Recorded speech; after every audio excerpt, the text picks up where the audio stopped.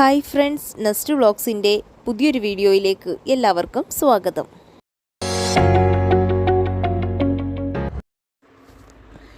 ഇന്നത്തെ നമ്മുടെ വീഡിയോയിൽ പരിചയപ്പെടുത്തുന്നത് എൻ്റെ ഭൂമി സർവീസ് പോർട്ടലിൽ എങ്ങനെ രജിസ്റ്റർ ചെയ്യാമെന്നാണ്. റവന്യൂ രജിസ്ട്രേഷൻ സർവേ വകുപ്പുകൾ സംയുക്തമായി നടപ്പിലാക്കുന്ന എൻ്റെ ഭൂമി സമഗ്ര ഭൂവിവര ഡിജിറ്റൽ സംവിധാനം, ഭൂമി കൈമാറ്റം, ഭൂമി രജിസ്റ്റർ ചെയ്യുന്നതിനുള്ള ടെംപ്ലേറ്റ് സംവിധാനം, പ്രീ മ്യൂട്ടേഷൻ സ്കെച്ച്, അതുപോലെ ബാധ്യതാ സർട്ടിഫിക്കറ്റ്, ഭൂനികുതി അടവ്, ന്യായവില നിർണ്ണയം, ഓട്ടോ മ്യൂട്ടേഷൻ, ലൊക്കേഷൻ സ്കെച്ച്, ഭൂമി തരം മാറ്റം തുടങ്ങി നിരവധി സേവനങ്ങൾ ഈ പോർട്ടലിൽ ലഭ്യമാണ്. അപ്പോൾ നമുക്ക് ഗൂഗിളിൽ എൻ്റെ ഭൂമി എന്ന് ടൈപ്പ് ചെയ്ത് സെർച്ച് ചെയ്യാം.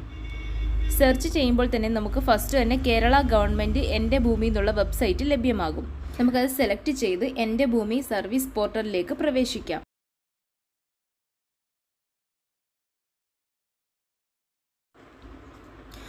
അപ്പോൾ ഇവിടെ നമുക്ക് റൈറ്റ് സൈഡിൽ മുകളിലായി ഹോം, അറിയിപ്പുകൾ, സർവീസുകൾ, അതുപോലെ തന്നെ മറ്റുള്ളവ, അതിന് തൊട്ട് മുകളിലായി എൻ്റെ ഭൂമി, ലോഗിൻ.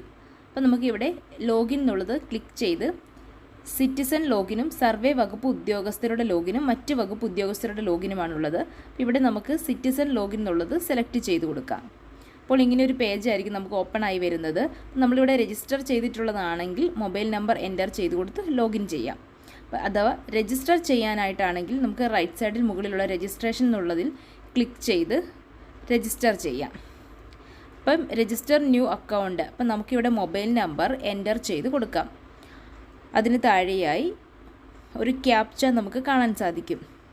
ഈ ക്യാപ്ച നമുക്ക് എൻ്റർ ചെയ്ത് കൊടുക്കണം. അപ്പോൾ ഇവിടെ നമുക്ക് ഭാഷ തിരഞ്ഞെടുക്കാം. റൈറ്റ് സൈഡിൽ ഭാഷ നമുക്ക് കൊടുത്തിട്ടുണ്ട്. ഇംഗ്ലീഷ്, മലയാളം, നമുക്ക് ഏതാണോ ലാംഗ്വേജ് അത് സെലക്ട് ചെയ്ത് കൊടുക്കാം. അപ്പോൾ ഇവിടെ ഞാൻ മൊബൈൽ നമ്പർ എൻ്റർ ചെയ്ത് കൊടുക്കുകയാണ്. അതിനുശേഷം താഴെ കാണുന്ന ആ ക്യാപ്ച അതേപോലെ എൻ്റർ ചെയ്ത് കണ്ടിന്യൂ വിത്ത് വെരിഫിക്കേഷൻ കൊടുക്കുക. ഇപ്പോൾ നമ്മൾ എൻ്റർ ചെയ്ത മൊബൈൽ നമ്പറിലേക്ക് ഒരു OTP ലഭിക്കുന്നതായിരിക്കും. ആ OTP നമുക്കിവിടെ എൻ്റർ ചെയ്ത് കൊടുക്കാം. OTP എൻ്റർ ചെയ്തതിന് ശേഷം വീണ്ടും താഴെ കാണുന്ന ക്യാപ്ച അതേപോലെ എൻ്റർ ചെയ്ത് കൊടുക്കുക. അപ്പോൾ നമുക്കിത് കാണാൻ പറ്റുന്നില്ലെങ്കിൽ ഒന്നുകൂടെ റീഫ്രഷ് കൊടുത്താൽ ക്യാപ്ച വീണ്ടും പുതിയൊരു ക്യാപ്ച നമുക്ക് ലഭിക്കുന്നതായിരിക്കും. അതിനുശേഷം വെരിഫൈ OTP എന്നുള്ളത് സെലക്ട് ചെയ്യുക.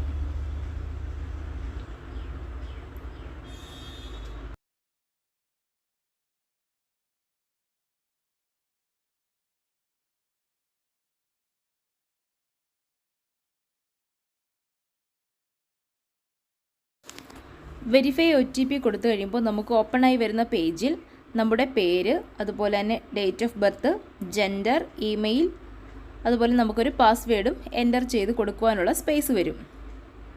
അപ്പോൾ ഇവിടെ നമുക്ക് സ്റ്റാർ കൊടുത്തിട്ടുള്ളവയെല്ലാം മാൻഡേറ്ററി ആണ്. അവയെല്ലാം നിർബന്ധമായി ഫിൽ ചെയ്ത് കൊടുക്കേണ്ടവയാണ്.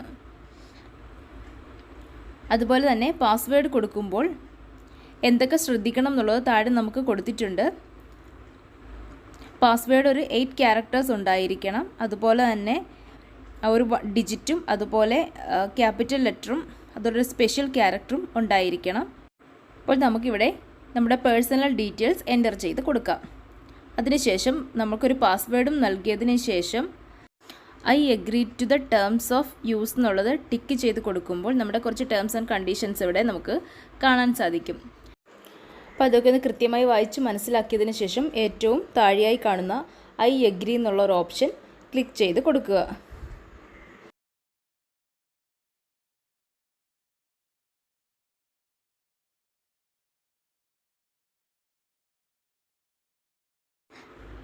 എഗ്രി ഓപ്ഷൻ സെലക്ട് ചെയ്തതിന് ശേഷം രജിസ്റ്റർ എന്നുള്ളത് ക്ലിക്ക് ചെയ്യുക.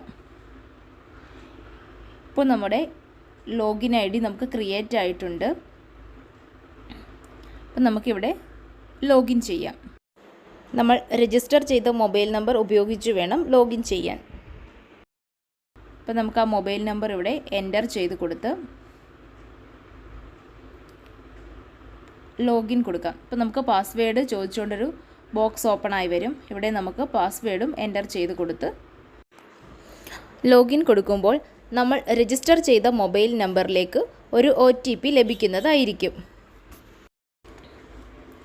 ആ OTP നമുക്കിവിടെ എൻ്റർ ചെയ്ത് കൊടുക്കാം.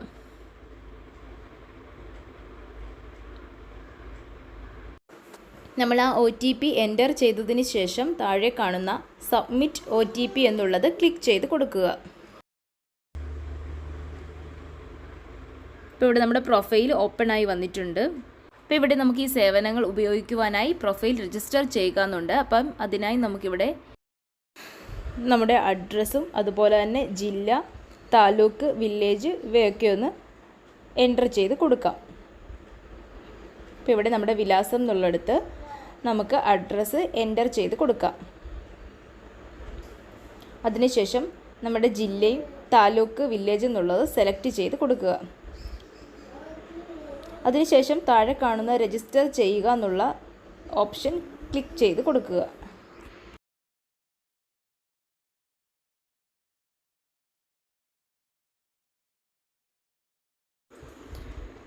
അപ്പം നമ്മുടെ രജിസ്ട്രേഷൻ സക്സസ് ആയിട്ടുണ്ട്.